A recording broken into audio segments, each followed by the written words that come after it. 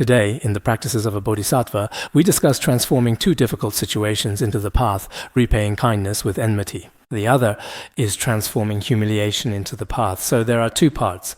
First, let's talk about transforming repaying kindness with enmity into the path.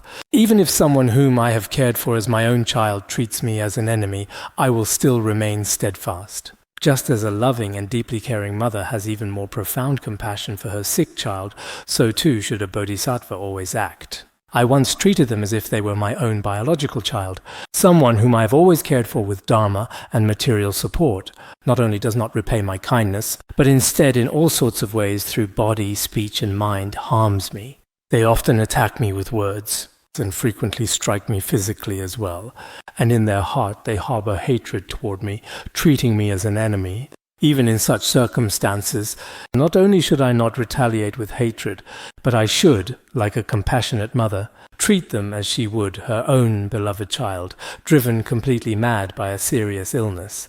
Even if he does all sorts of harm to his own mother, the mother not only does not want to harm him, nor thinks of harming him, but still loves him dearly. She thinks to herself, if only my son could be freed from these demons of illness, how wonderful that would be. I would be willing to endure anything myself for that to happen.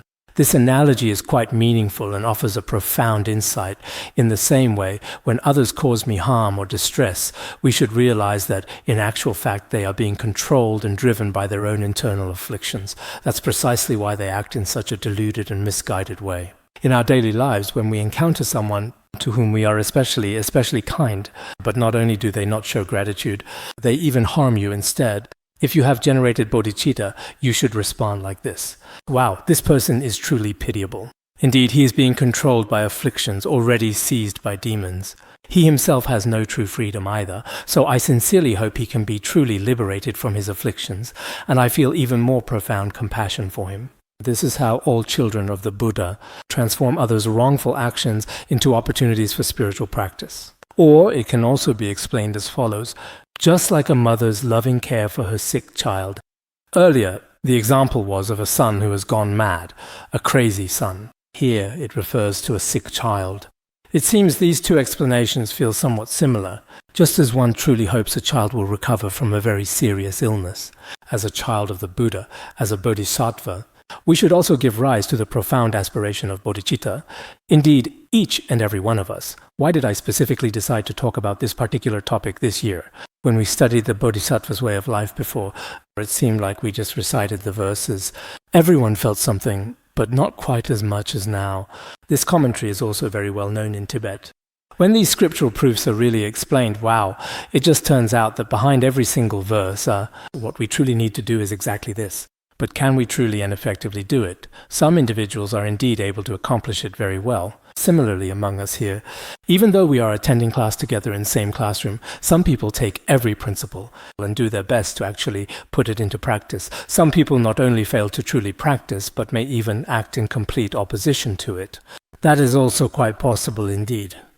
As it also stated in the Ornament of Sutras, offenders lack freedom, the wise ignore others' faults. For those willing to act contrary, compassion for such people increases.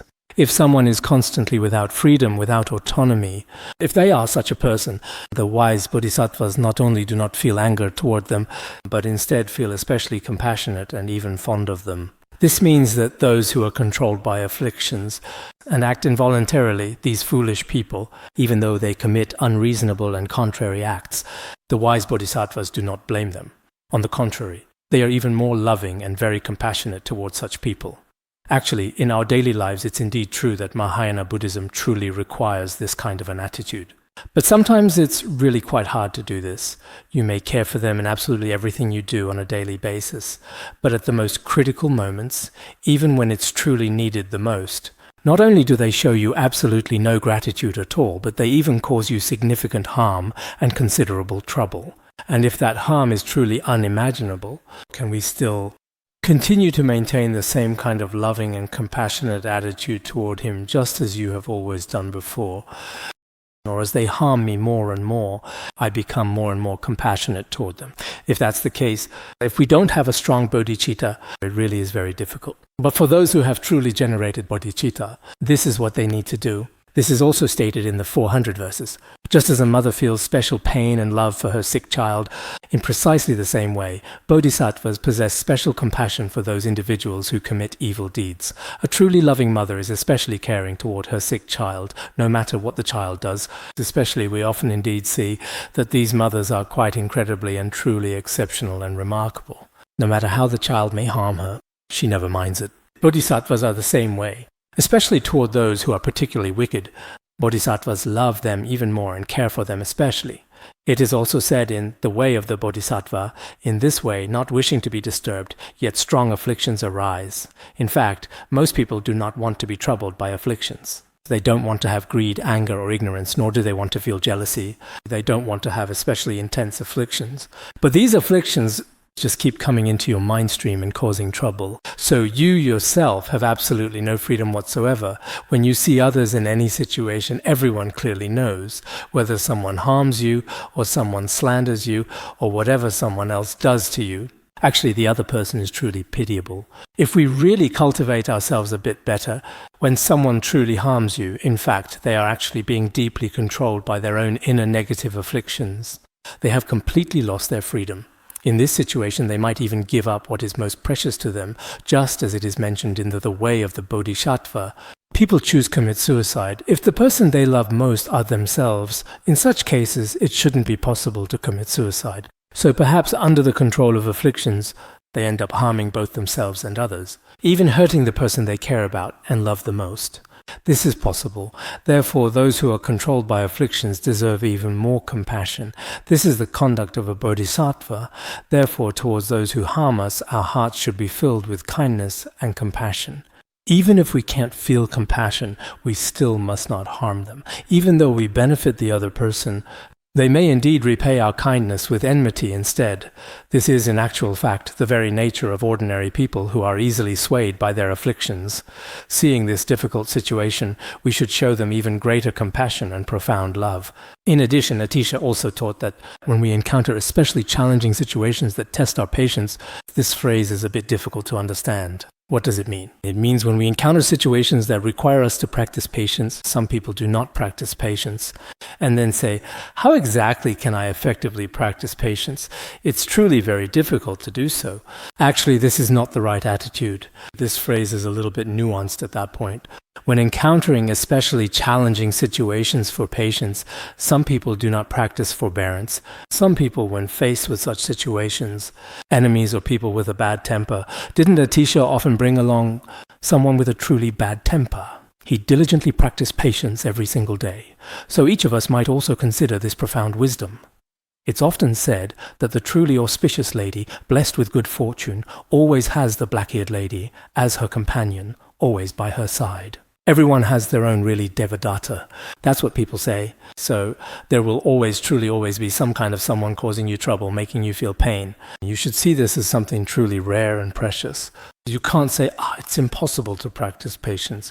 It's too hard, I can't do it. You shouldn't say that. Instead, you should think, wow, I found a treasure.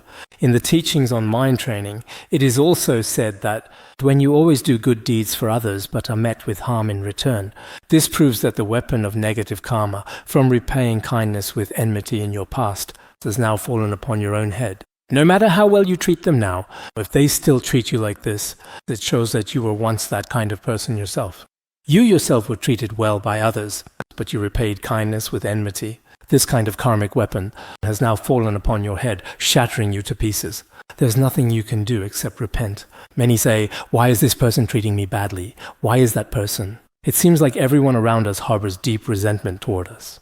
In fact, this shows that you were such a person in your past life, and now, in this life, it has become like this. Venerable Jongdunpa also said, to those truly without shame and great compassion, even if you benefit them, even so, they will inflict harm upon you in return. Some people who lack shame and are cold-hearted, even if you do good, they will still harm you in return. If you teach them the Dharma, they will only accumulate more negative karma. This is often because they do not repay kindness. Puchongwa Geshe also gave a few similar teachings. Wow, there is still so much more indeed, but let's stop here for now, right now.